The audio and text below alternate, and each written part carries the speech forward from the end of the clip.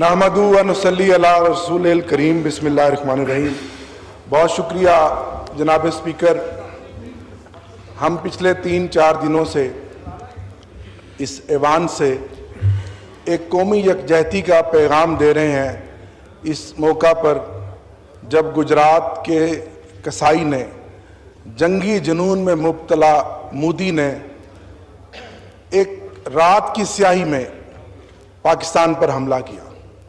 पिछले 2 दिन और पिछली एक रात जो पाकिस्तान की आवाम इकट्ठे होकर जाग कर गुजार रही है और हर महाज पर मुंह तोड़ जवाब देने की सलाहियत रखती है, ऐसे मौके पर जनाब स्पीकर, सबसे पहले तो आप जानते हैं कि मेरे कायद इमरान खान का पैगाम आया कि पाकिस्तान तहरीक इंसाफ का एक एक वर्कर इस मौके पर शाना बशाना खड़ा है, मुल्क की सालमियत और बका की खातिर अपनी मुसल्लह अफवाज के साथ, अपने उन जवानों के साथ जो जवान आज बॉर्डर पर हमारी हिफाजत पर मामूर हैं।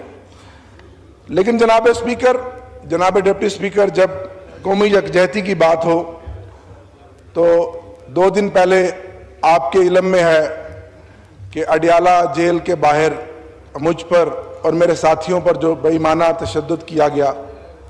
कल हमने ये मुद्दा रखा स्पीकर साहब के चैम्बर में क्योंकि हम चाहते थे कि कल का दिन पाकिस्तान का दिन है और हम एक पैगाम यहाँ से दें प्राइम मिनिस्टर साहब की तकरीर के बाद कि हम सब इकट्ठे हैं, हम सब मुत्तहद हैं और हम मुत्तहद हैं और इकट्ठे हैं, अपनी अफवाज पाकिस्तान के शाना बशाना खड़े हैं। और मैं खराज तहसीन पेश करता हूँ कि जिस तरह हमारी स्पेशली एयरफोर्स ने दंदान शिकन जवाब दिया है। इसी तरह जनाब डिप्टी स्पीकर साहब, कल जब हम कौमी यकजहती की बात करते हैं, कल जब हम कौमी यकजहती की बात करते हैं तो कल आपने देखा कि एक और स्याह दिन था अदालती तारीख का। कल सिविलियन का मिलिट्री कोर्ट से ट्रायल हो सकता है, उस पर आईनी बेंच ने फैसला दिया। शेम।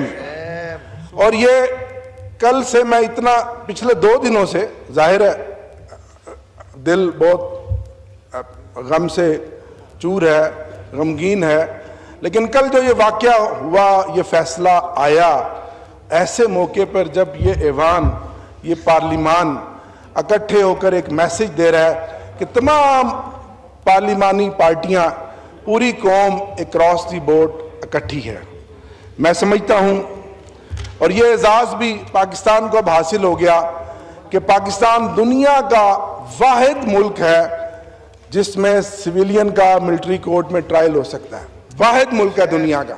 आज मैं रिकॉर्ड पे ये बात ला रहा हूं, किसी दुनिया के मुल्क में ऐसा नहीं है। थर्ड वर्ल्ड कंट्रीज में भी युगंडा, जिसने हमारा ये आर्मी एक्ट जो 1911 का था, फिर 1967 में ये फौजी हुकूमत में ये एक्ट बना, युगंडा ने भी 1997 में इसको खत्म कर दिया था। तो मैं इसकी मजम्मत करता हूं। हमने आइन और कानून के लिए, इस मुल्क में इंसानी हकूक की बका के लिए और राय हक के लिए हम जंग लड़ रहे हैं और लड़ते रहेंगे। दिल नाउमीद तो नहीं, नाकाम ही तो है। दिल नाउमीद तो नहीं, नाकाम ही तो है।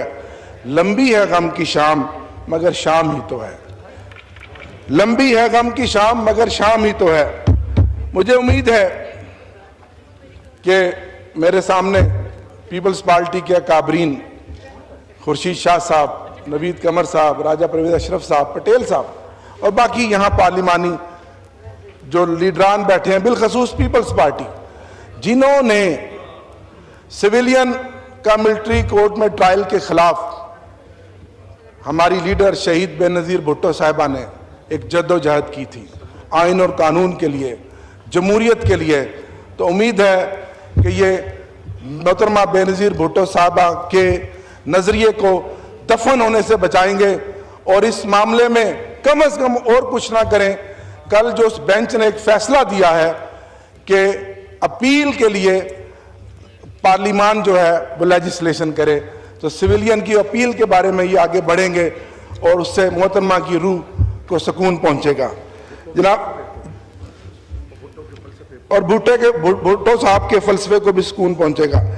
जनाब डिप्टी स्पीकर साहब, आज फिर हम दोबारा इस अज़्म का इजहार करते हैं कि हम सब एक हैं, हम मुत्तहिद हैं।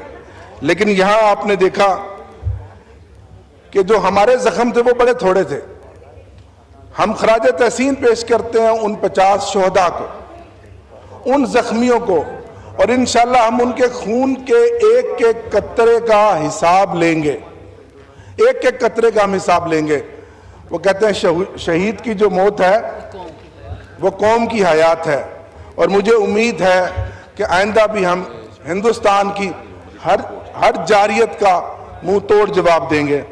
मैं यहाँ कल जो फैसला आया उसमें 2 जजेस साहबान जिन्होंने इख्तलाफी नोट लिखा, और तारीख में हमेशा उनका नाम सुनहरी हरूफ में लिखा जाएगा, जस्टिस जमाल मंदोखेल साहब और जस्टिस नईम अफगान साहब, उनको खराज तहसीन पेश करता हूँ। ये इख्तलाफी नोट ही हमेशा तारीख के अंदर अमर हो जाते हैं, और इन दोनों जज साहबान का ताल्लुक एक छोटे सूबे से है, बलोचिस्तान से है, जहां एहसास महरूमियां हैं। और अफसोस जिस सूबे से मेरा ताल्लुक है वहां के लोग हमेशा हाशिया बरदार ठहरे, हमेशा महकूम ठहरे। अफसोस, मुझे बहुत अफसोस के साथ ही कहना पड़ रहा है। आखिर में जनाब डिप्टी स्पीकर साहब, आज अलकादर ट्रस्ट का भी मुकदमा है हाई कोर्ट में, और वो मुकदमा आप जानते हैं जो मेरे लीडर इमरान खान साहब पर और मोहतरमा बुशरा बीबी साहबा पर झूठ पर मबनी बनाया गया, जिसमें 1 रुपए का नुकसान ना सरकार को हुआ और ना 1 रुपया इमरान खान और बुशरा बीबी साहबा की जेब में गया। ये मुकदमात जो इमरान खान साहब पर बनाए गए हैं वो फेस कर रहे हैं, वो हक और सच की जंग लड़ रहे हैं, वो इस कौम की जंग लड़ रहे हैं। आज आप सिविलियन में ट्रायल करवा लें, आप जो मर्जी कर लें, इमरान खान तो आज एक नजरिए का नाम है, और ये सब कुछ इसलिए हो रहा है कि इमरान खान को और तहरीक इंसाफ को दबाया जाए, उनको नीचे दिखाया जाए। इमरान खान तो जेल में बैठकर भी डिप्टी स्पीकर साहब अमर हो गया है, लेकिन अफसोस कि हमारी ये जो पार्लियामान है, ये पार्लियामेंट जिसने 26वीं तरमीम बिल खसूस ताकतवर लोगों की आमराना पॉलिसियों के तहफ़्फ़ुज़ के लिए बतौर रबड़ स्टैंप ये पार्लियामान इस्तेमाल हो रही है, तो हम पीछे से पीछे जा रहे हैं, और इसकी हम जितनी भी मजम्मत करें कम हम। मुझे उम्मीद है कि जब ताकतवर लोगों का ये सियासी एजेंडा मुकम्मल होगा तो एक वक्त आएगा इस कुर्सी पे इमरान खान बतौर वज़ीर आज़म बैठेगा, और हम 27वीं तरमीम के जरिए इन तमाम आमराना कानून, काले कानून जो 26वें तरमीम में बनाए गए, वो पीका एक्ट हो, इसको रिवर्स करेंगे, और इंशाल्लाह खल्क़े खुदा राज करेगी। पाकिस्तान जिंदाबाद, इमरान खान जिंदाबाद। शुक्रिया। इकबाल अफरीदी साहब। शुक्रिया जनाब डिप्टी स्पीकर साहब।